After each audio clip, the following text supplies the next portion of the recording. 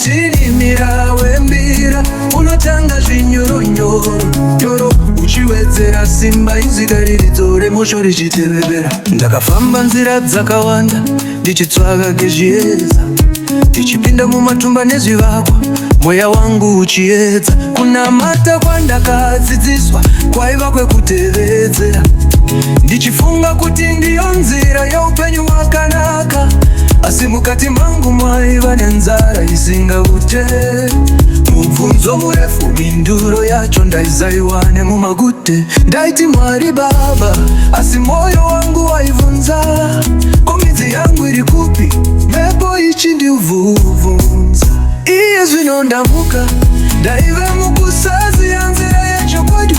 Ndadzokera kune chivanhu, tsika dzedu dzematateguru wedu. Mudzimu wangu nditungamirirei munzira dzakandaka.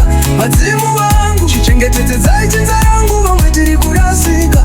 Haisi mhosva, ndiyo nzira yakaiswa naMwari mukuru, kuti titaure nemadzitateguru tichiwana rubatsiro rukuru. Zvandinoita nyasi, vazhinji havazvinzwisisi. Vanoti ndakarasika, vanotodawo rubatsiro vhumbamira pindiriri.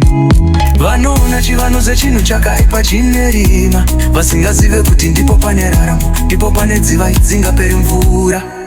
Madzitateguru wedu ndivo vatakapiwa naBaba Ishe Jehovha, kuti vave vanyai vedu, shoko redu rirege kuparara. Mudzimai wemumusha unochengetedza ruzhowa rwedzinza, nyaisi ndava kutevedza izwi rine simba. Machembere mumusha tichengetedzei.